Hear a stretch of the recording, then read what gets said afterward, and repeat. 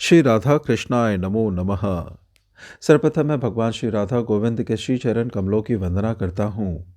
आप सभी भक्त श्रोताजनों को भी सादर नमस्कार करता हूँ।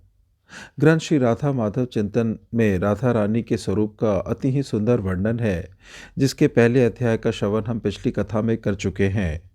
आज इसके दूसरे भाग की कथा का श्रवण हम आज करेंगे, जो इस प्रकार से है। प्राचीन काल की बात है। सुधन्वा जैसा योद्धा रणभूमि में मरने जा रहा है। पत्नी का नवयुवक पति तरुण स्वामी मरने जा रहा है। पत्नी जान गई है कि ये वापस नहीं लौटेंगे। उसी समय पत्नी कहती है कि आज आपका एक पत्नी व्रत नष्ट होगा। वहाँ उस राज्य में नियम था कि कोई भी पुरुष दूसरा विवाह नहीं कर सकता था। श्री कृष्ण ने इस पर विनोद किया अर्जुन से कि भैया, हम लोग इन्हें कैसे जीतेंगे। सुधन्वा के यहाँ तो पिता पुत्र सभी एक पत्नी व्रती है। राज्य में सभी एक पत्नी व्रती है, किंतु तुमने कई विवाह कर लिए हैं और मेरे तो सहस्त्रों स्त्रियां हैं, जो हम इतना कैसे मुकाबला कर सकेंगे। सुधन्वा की पत्नी ने कहा कि आज आपका एक पत्नी व्रत नष्ट होगा। सुधन्वा ने पूछा, कैसे? पत्नी ने मुस्कुराकर कहा, युद्ध क्षेत्र में आज आपको मुक्ति देवी वरण करेगी, इस प्रकार आपका व्रत भंग हो जाएगा। सुधन्वा ने उत्तर दिया, आज तुम्हारा भी पति व्रत भंग होगा। तुम आज मेरे साथ सती होकर मोक्ष को वरण करोगी। मुक्ति स्त्रीलिंग है और मोक्ष है पुल्लिंग। यह विनोद था। मुक्ति का भी एक बंधन है। व्रजरज मुक्ति को भी मुक्त करने वाली मानी गई है, जहाँ बंधन में मुक्ति की इच्छा नहीं है। श्री कृष्ण के एक राधा है और एक राधा के एक श्री कृष्ण है। वहाँ पर साधना नहीं है, साध्य नहीं है, कोई साधक नहीं है। वहाँ केवल राधा है और है श्री कृष्ण। वे दोनों एक है और एक होकर ही दो बने हुए परस्पर रसवादन करने के लिए नित्य प्रेम लीला करते हैं, विहार करते हैं और उसी में प्रमत्त रहते हैं। यह उनका अलग साम्राज्य है। उनकी देखा देखी यदि कोई दूसरा आदमी, जिनके मन में काम और क्रोध का भी त्याग नहीं है, जिसके मन में नाना प्रकार के विकारों का दोष भरा है, वह श्री कृष्ण लीला का, श्री राधा की लीला का अनुकरण करने चले तो वह तो जहर पीता है। इसी कारण से राधा के अलग अलग विभिन्न भाव है। कवियों में भी बड़ा अंतर है। सूर्य भी कवि है, नंददास जी भी कवि है और दूसरे लोग भी कवि है, परंतु श्री सूरदास जी तथा नंददास जी की आंख में और दूसरे कवियों की आंख में बड़ा भारी अंतर है। श्री जयदेव की गीत पढ़िए। गीत गोविंद में खुला श्रृंगार है। जयदेव महात्मा थे। वे जिस प्रकार के अधिकारी थे, उस प्रकार के अधिकारी श्रृंगारी कवि कौन है। इसलिए जयदेव को आदर्श मानकर श्री चैतन्य महाप्रभु ने जगह जगह उनका स्मरण किया है। जो चैतन्य इतने बड़े त्यागी थे कि स्त्री का नाम तक नहीं लेते थे। वे स्त्री शब्द का उच्चारण नहीं करते थे। वे स्त्री को प्रकृति कहते थे। उस समय श्री महाप्रभु के 3.5 भक्त माने जाते थे। उसमें आधे में एक वृद्धा माधवी देवी मानी जाती थी। इस प्रकार की परम भक्ता के पास से उनके एक भक्त छोटे हरिदास भिक्षा के लिए चावल मांग लाए। महाप्रभु ने पूछा कि ये चावल कहाँ से लाए। उत्तर मिला, माधवी मैया के यहाँ से। महाप्रभु ने हरिदास को तुरंत निर्वसित कर दिया। कह दिया, तुम हमारे आश्रम में मत आना। 80 वर्ष की महाभक्ता माधवी के यहाँ के चावल ले आने के कारण महाप्रभु ने इतनी कठोर आज्ञा दे दी। अत्यंत प्रेम होने पर भी महाप्रभु ने यह आज्ञा दी।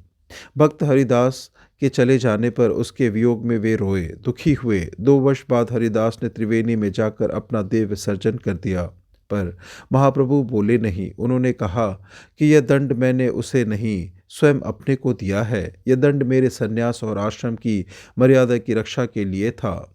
इस प्रकार के महात्यागी चैतन्य कवि जयदेव के श्रृंगार भरे पदों को सुनकर नाच उठते थे। उनकी आंखें और थी, पर जो श्री कृष्ण को, श्री राधा को काम जगत के खुले श्रृंगार में उतारकर, गंदगी में उतारकर अपनी गंदी वासना की पूर्ति करना चाहते हैं, उनकी आंखें दूसरी है। बोलचाल में लोग कहते हैं ना नौ मन तैल होगा, न राधा नाचेगी। यह बोलचाल की राधा दूसरी है। राधा क्या चीज़ है? चैतन्य चरितामृत में इसका उत्तर है। बड़ा सुंदर है, मनन करने योग्य है। वहाँ ग्रंथकार कहते हैं, राधा भगवान की आह्लादनी शक्ति है। कृष्ण के आह्लादे ताते नाम आह्लादनी। श्री कृष्ण को आह्लादित करती है। इसके इससे उनका नाम आह्लादिनी है और उसी शक्ति के द्वारा उस सुख का आस्वाद वे स्वयं करती हैं। श्री कृष्ण को आह्लादित करके स्वयं आह्लादित होती है। तत्सुखे सुखित्वम, यह प्रेम का स्वरूप है, बड़ी सुंदर चीज़ है। जहाँ पर अपने सुख की वांछा है किसी के द्वारा, भगवान के द्वारा भी मोक्ष भी, वहाँ प्रेम नहीं है, काम है। कामना और प्रेम में यही अंतर है। कामना चाहती है अपना सुख और प्रेम चाहता है प्रेमास्पदा का सुख, यही भेद है। इसलिए गोपियों का काम शब्द प्रेम का ही वाचक है। गोपियों का काम काम नहीं था, उसका नाम काम है, पर वहाँ काम गंध लेश भी नहीं है, वह दिव्य प्रेम है। जो आह्लादनी शक्ति है वह श्री कृष्ण को आह्लादित करती है और आह्लाद नीर सार अंश प्रेम तार नाम, जो उसका सार अंश है उसका नाम प्रेम है। वह प्रेम आनंद चिन्मय रस है और इस प्रेम का जो परम सार है वह है महाभाव। इसी महाभाव की मूर्तिमती प्रतिमा महाभाव रूपा ये राधा रानी जी है। एक मूर्तिमती प्रेम देवी है। कहते हैं कि यह प्रेम का जो सार है वही राधा बन गया है। यह श्री कृष्ण की परम उत्कृष्ट प्रेयसी है। श्री कृष्ण वांछा पूर्ण करना ही इनके जीवन का कार्य है। इनमें काम क्रोध बंध मोक्ष मुक्ति मुक्ति कुछ भी नहीं है। श्री कृष्ण की इच्छा को पूर्ण करना यही इनका स्वरूप स्वभाव है। यह बड़ी भारी अनोखी चीज़ है। भगवान इच्छा रहित है। ये प्रेम का ही जादू है। यह गोपी प्रेम का जादू है कि जो सर्वथा इच्छा रहित है वे इच्छा वाले बन जाते हैं। जिनको किसी वस्तु का अभाव नहीं वे अभावग्रस्त बन जाते हैं। वे इस रस के लिए मतवाले बन जाते हैं। यह महाभाग वाली गोपी श्री राधा है। ललितादि सखियाँ इनकी काव्य व्यह रूपा है। श्री कृष्ण स्नेह की इनका सुगंधित उपटन है। करुणा में मृत, तारुण्य मृत और लावण्य मृत की धारा से ये स्नान करती हैं। निज लज्जा ही इनका श्याम परिधान है। स्त्री को लज्जा ढकने के लिए वस्त्र चाहिए। श्याम सुंदर ही इनके श्याम वस्त्र है। कृष्णानुराग रूपी वस्त्र ही इनकी कुसुम्बी लाल ओढ़नी है। ये नील पट पहने हैं और उस पर इनकी लाल ओढ़नी फहराती है। प्रणय मान स्नेह इत्यादि भाव ही इनके वक्षस्थल का आच्छादन करने वाली इनकी कंचुकी है। सखी प्रणय चंदन कुमकुम है। स्मित कांति रूपी कर्पूर ही अंग विलोपन है। श्री कृष्ण का मधुर रस ही मृगमद कस्तूरी का है। इसी मृगमद से इनका कलेवर चित्रित है। राग रूप तांबुल के राग से इनके अधर रंजित है। प्रेम कौटल्य ही इनके नेत्र युगलों का कज्जल है। हर्ष आदि संचारी सुदीप्त सात्विक भाव ही इनके अंगों के आभूषण है। हाव भाव लीला आदि रमणियों के भाव ही इनके 20 गुण तथा श्रेष्ठ भाव विविध फूलों की मालाएं हैं। मध्य स्थिति की सखी के कंधे पर हाथ रखकर ये चलती हैं। श्री कृष्ण लीला मनोवृत्ति इनकी आसपास की सखियां हैं। श्री कृष्ण के अंग स्पर्श द्वारा सेवित निजांग सौरभाल्य ही इनके बैठने का पर्यक है। इस पर ये बैठी बैठी श्री कृष्ण का संग का निरंतर चिंतन करती हैं। उन्हीं से आलाप करती हैं। कृष्ण नाम ही उनका नाम यश गुण है। इनका कर्णाभूषण है। श्याम मधु रस का ये श्री कृष्ण को पान कराती है, अर्थात श्रृंगार रस का अनुभव देती है। इनके जीवन का उद्देश्य है श्री कृष्ण की सारी कामनाओं को निरंतर पूर्ण करते रहना।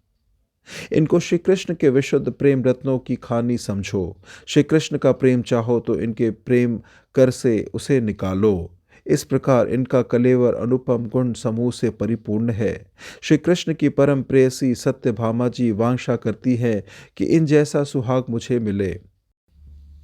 कला विलास में चतुर व्रजमणियाँ भी इनसे कला विलास सीखना चाहती हैं और किसी की बात कहे सौंदर्य माधुर एवं पतिव्रत में लक्ष्मी और पार्वती सबसे बड़ी सबसे उत्तम मानी गई है। ये दोनों भी इनके सौंदर्य माधुर्य की कामना करती है। जहाँ कामना का कलंक है वहाँ सौंदर्य नहीं है। एक राधा ही ऐसी है जो कामना कलंक शून्य परम सुंदर है। कामना की कालिमा का लेश भी इनमें नहीं है। ये कामना जानती ही नहीं। ये तो श्री कृष्ण कामना कल्पतरु है। ये नित्य निरंतर श्री कृष्ण की कामना पूर्ण करती रहती है। लक्ष्मी में कामना है, पार्वती में कामना है। वे अपने स्वामियों की सेवा चाहती हैं, पर इनमें यह कोई सी भी कामना नहीं है। अनसुया अरुंधति ये सब पतिव्रत धर्म चाहती हैं, पर सच्चे पतिव्रत धर्म का पालन तो श्री राधा ने ही किया है। इस प्रकार से ग्रंथ श्री राधा माधव चिंतन में राधा रानी के स्वरूप के वर्णन के द्वितीय अध्याय की संपन्नता होती है। श्रवण करने के लिए और अपना बहुमूल्य समय देने के लिए आपको धन्यवाद। त्रुटियों के लिए क्षमा प्रार्थी हूँ। श्री राधा कृष्णाय नमो नमः।